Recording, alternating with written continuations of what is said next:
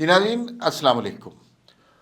आज इस्लामाबाद में और पूरे पाकिस्तान में जो होता रहा उसकी लेटेस्ट अपडेट आपको बतानी है कि ये काफ़िला डी चौक तक पहुंचा कैसे और जहां जहां रुकना था रोका क्यों नहीं गया, सूरत हाल क्या है, लीड कौन कर रहा है और आम शहरियों का क्या हाल है।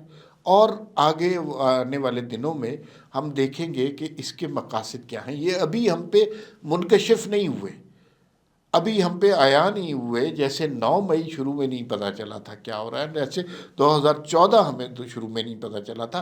ग्रेजुअली आपको पता चलता है कि इस तरह की चीज़ों के पीछे मकासद क्या होते हैं। वो इस वीडियो के आखिर में मैं आपको बताने की कोशिश करूँगा कि मेरी बात हतमी नहीं है। मैंने चंद कंक्लूजन ड्रॉ किए, वो गलत भी हो सकते हैं, लेकिन इस सारी एक्टिविटी के, इस एहतजाज के, फाइनल कॉल के कुछ मकासद होंगे ना। वो मकासद क्या है ये जानना बहुत ज़रूरी है। अगर आपको ये पता चल गया तो फिर बाकी मकासद आपको समझ आ जाएंगे। चले जी, अब बात करते हैं कि आज क्या होता रहा। जनाब, आज से कल से परसों से ये तमाशा चल रहा है, एक काफ़िला चल रहा है और कि वो आएगा, और फिर कभी मोहसिन नकवी साहब कहते हैं हम अटक के पुल पर उसे रोक लेंगे, कभी कहते हैं कि उनको एक कदम नहीं उठाने देंगे और हम उनको, एक दफ़ा फायरिंग हुई तो सब ने दौड़ जाना है। अच्छा, इस्लामाबाद में इससे पहले कि ये काफ़िला, यहाँ रात को खबर आई 4:15 बजे कि ये तो काफ़िला G11 पहुँच गया। अटक का पुल किधर और G11 किधर, किसी ने नहीं रोका। कोई पुलिस, कोई रेंजर, कोई कुछ नहीं, सारे यहाँ G11 तक पहुँच गए। और पाकिस्तान में और इस्लामाबाद में सूरत हाल क्या है? इंटरनेट बंद है, कारोबार ज़िंदगी बंद है, होटल बंद है, सड़कें बंद हैं, रास्ते बंद हैं, सब कुछ बंद है। और ये आम आदमी के लिए, आम आदमी ने जिस तरह गुजारा करना है ये उसके लिए, उसको कभी इधर से कंटेनर लगा है, वो उधर घुस रहा है, फिर उधर से बंद है उधर। और ये मुजाहिरीन ये ऐसे आए हैं जैसे कोई शाही तख्त पर बैठ कर आता है। किसी ने रोका नहीं, जहाँ जहाँ ये जाते रहे पुलिस दौड़ती रही, भागती रही, नजर ही नहीं आई पुलिस। अभी सूरत हाल ये है कि पुलिस कोई भी नहीं है और ये जो है सारे डी चौक में बैठे हुए हैं, जहाँ डी चौक में बैठना नहीं था। और पाकिस्तान की सूरत हाल ये है कि इस वक्त बेलारूस के सदर के साथ शहबाज शरीफ साहब मुआहिदे कर रहे हैं। वो केड़ी इन्वेस्टमेंट अगर मुल्क में ये सूरत हाल रहेगी, बहुत ही खौफनाक सूरत हाल है ये। अच्छा, अब ये डी चौक में बैठे हैं कितने लोग हैं? तो जो एक मोहतात अंदाजे के मुताबिक ना, ये 18 से 20 हज़ार अफराद है। ये कोई 50,000 अफराद नहीं है, ये कुछ 1 लाख अफराद नहीं है, ये 35,000 अफराद नहीं है, ये 18 से 20,000 अफराद है। अच्छा, इसमें जो कारकुन है, क्या वो चार्ज है? जी बिल्कुल चार्ज है। वो चार्ज किस वजह से है कि उनको MNA MPs ने भेजा है। वो नाम ले रहे हैं कि हम आतिफ खान के हल्के से आए हैं, हम फलां साहब के हल्के से आए हैं, हम फलां साहब की कॉन्स्टिट्यूंसी, और कहा जा रहा है कि इन्हें पैसे दे के लाया गया, लेकिन वो बड़ी कमिटमेंट के साथ है। उन कारकुनों का सबसे बड़ा खौफ क्या है? उन कारकुनों का सबसे बड़ा खौफ ये है कि अली अमीन गंडापुर एंड टाइम पर दौड़ ना जाए। और वो अगर हुआ, लेकिन मसला ये है कि इस दफ़ा अली अमीन गंडापुर का कोई जिक्र ही नहीं कर रहा।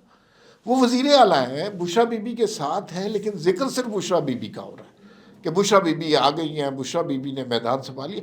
बुशरा बीबी बड़े हिजाब में रहती थी, आपको पता है कि उनके ऊपर भी एक छतरी सी तानी होती थी जब वो अदालतें जाती थी। फिर अब उनका हिजाब निस्बतन कम हो गया हुआ है और उन्होंने जलसों से खिताब भी करना शुरू कर दिया है, और ये अब खिताब हो रहा है। और अब वो एक तरह से लीड कर रही हैं, अली अमीन गंडापुर की हैसियत सेकेंडरी हो गई है। तो ये 4 लोग हैं, ये यहाँ पे बैठे हैं। अच्छा, इनके साथ सामान में खाने का सामान है, कंबल है, बिस्तरे हैं, तो इन्हें पता है कि यहाँ पे ठहरना है। गुलेले भी हैं इनके पास, ये यहाँ पर ठहरने के लिए आए हैं। और अगर इनको रोकना था तो पीछे भी रोका जा सकता था। अगर इन पे फायरिंग होनी थी या इन्हें डिस्पर्स करना था, पीछे भी हो सकता था। वो यहाँ पे डिस्पर्स किया गया, रबड़ बुलेट्स चलाई गई। वो रबड़ बुलेट्स जो हैं ऐसी चलाई गई कि उसके बाद वो जो है सारा मीडिया कवर कर रहा था। فرض کیجئے کہ یہ واقعہ اٹک کے پل کے پاس ہوتا، سارا میڈیا وہاں پہ نہ پہنچا ہوتا۔ یہاں پہ تو ہر یوٹیوبر، ہر ویلاگر، ہر چینل پہنچا ہوا ہے۔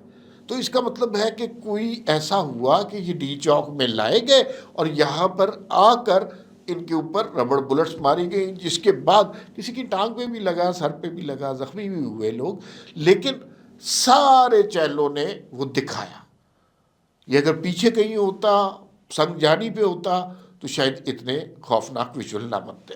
اچھا، اب یہ یہاں پر بیٹھ گئے ہیں، اب آگے کیا بہت ساری صورتحال پیدا ہو سکتی ہے، اب آگے یہ بیٹھے رہ سکتے ہیں، لیکن اب مظاہرین کے پاس نا ہمیشہ ٹائم کم ہوتا ہے، اس لیے کہ جیسے جیسے یہ وقت گزرتا جائے گا، اور یہ کہہ رہے ہیں ہم عمران خان کو رہا کیے بغیر نہیں جائیں گے، جیسے جیسے وقت گزرتا جائے گا ان کے لیے زندگی مشکل ہوتی جائے گی، ایگزیکٹلی اسی طرح جیسے 2014 میں ہو گئی تھی۔ ہوا کیا تھا کہ لوگ آئے تھے اور بے تحاشا لوگ آئے تھے، اور پھر آہستہ آہستہ وہ کم ہونے شروع ہو گئے، سردی ہو گئی، بارش ہو گئی، جانا شروع ہو گئے۔ ایک وقت ایسا آیا کہ وہ لوگ جو ہیں کنٹینر پہ کم، کنٹینر پہ زیادہ، اور کنٹینر کے نیچے کم تھے۔ یہ ہم نے خود دیکھا 126 دن کا جو دھرنا تھا۔ تو ان لوگوں کی بھی دھرنا مینٹین کرنے کی کیپیسٹی کم ہوگی۔ بشریٰ بی بی خاتون ہے، وہ کتنی دیر کر سکتی ہے؟ ابھی تک تو وہ بڑی ثابت قدمی کے ساتھ ہر جگہ موجود ہے، بلکہ یوں لگتا ہے کہ علی امین گنڈا پور کو وہ کان پکڑ کے چلا رہی ہے کہ یہ نہ کہیں بھاگ جائے۔ نہ لاہور کے لوگ ہیں، نہ کراچی کے لوگ ہیں، نہ بلوچستان کے لوگ ہیں۔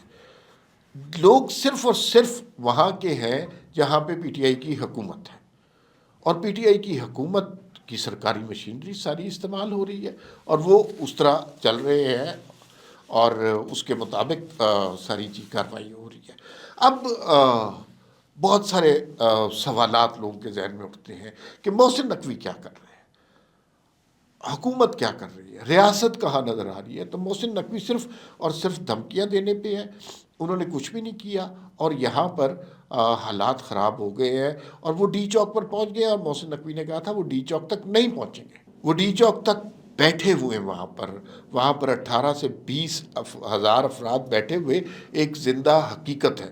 وہ جیسے بھی لائے گئے، اب ان کو ڈسپرس کرنا ہے تو نیگوشیٹ کرنا پڑے گا، انہیں کچھ دینا پڑے گا۔ اور محسن نقوی صاحب کا جو ٹون ہے، جو مینرزم ہے، اس سے نہیں لگتا کہ وہ کچھ دینے کو تیار ہیں۔ وہ تو بالکل تنگ آمد بجنگ آمد ان سے لڑائی کرنے کو تیار ہے کہ تمہاری جرت کیسے ہوئی تم ادھر آ کے ہو۔ تو وہ اشتعال دلا رہے ہیں ایک طرح سے، حالانکہ اس وقت نیگوشیٹ کرنا چاہیے تھا۔ اس وقت جو ہے وہ آپ کو لوگوں کے ساتھ معاملہ فہمی سے کام لینا چاہیے تھا، لیکن اب معاملات بہت بگڑ گئے۔ آخر میں ہم نے صرف یہ جائزہ لینا ہے کہ یہ حالات، اس سارے کا، اس عمران خان کی احتجاجی کال کا، فائنل کال کا، 20,000 لوگوں کا ڈی چوک پر جمع ہونا، اس کا مقصد کیا ہے؟ 4-5 چیزیں ذہن میں آتی ہیں۔ پہلی بات تو یہ ہے کہ اگر ان کا مقصد عمران خان کی رہائی ہے تو عمران خان کی رہائی اس طرح نہیں ہوگی۔ اگر حکومت ختم ہو جائے، ریاست ختم ہو جائے، خدا نخواستہ پولیس ختم ہو جائے، اسٹیبلشمنٹ ختم ہو جائے، تب شاید ہو جائے، لیکن اس کے بغیر 18-20 ہزار آدمی عمران خان کو رہا نہیں کروا سکتے۔ لہٰذا یہ انہیں بھی پتہ ہے، تو ان کے مقاصد کچھ اور ہیں۔ کچھ لوگ کہتے ہیں کہ یہ ایک انٹرنیشنل سازش ہے، جس میں کچھ حقیقت اس طرح بھی ہو سکتی ہے کہ جیسے آپ دیکھیے کہ کیا ہوا تھا 2000 جب سے یہ حکومت آئی ہے، کچھ لوگوں نے رنگ دکھانے شروع کر دیا۔ مہرنگ بلوچ کیا کہہ رہی ہیں، کے پی کے میں کیا ہو رہا ہے، دہشت گردی بڑھتی جا رہی ہے، تو یہ انٹرنیشنل کانسپریسی لگتی ہے کہ ملک میں جو ذرا سی معیشت بحال ہو رہی ہے اس کو بھی تباہ کر دیا جائے۔ کچھ لوگ کہہ رہے ہیں اس کا مقصد اور کچھ نہیں ہے، صرف بشریٰ بی بی کو لانچ کرنا تھا، اور ان کی پولیٹیکل لانچ بہت اچھی ہو گئی ہے، اب عمران خان کے بجائے وہ قیادت کریں گے۔ کچھ لوگ یہ کہہ رہے ہیں کہ یہ حکومت کی بہت بڑی شکست ہے جو ابھی نظر آتی ہے، اور اس حکومت کو شکست کر کے بیک فٹ پر کرنا ہی مقصد تھا، یعنی جو ذرا سی ان کے پاس پیش رہ گئی ہے وہ بھی دے دیں تاکہ پھر معاملات سکون سے چلے۔ ابھی تک مجھے اس دھرنے کے مقاصد سمجھ نہیں آ رہے، لیکن میں آپ کو بتاؤں کہ آنے والے چند دنوں میں ہم پہ وہ مقاصد ضرور منکشف ہو جائیں گے کہ اس کے پس منظر میں کیا کھچڑی پک رہی ہے۔ فی الوقت اتنا ہی، پھر ملاقات ہوگی، اللہ حافظ.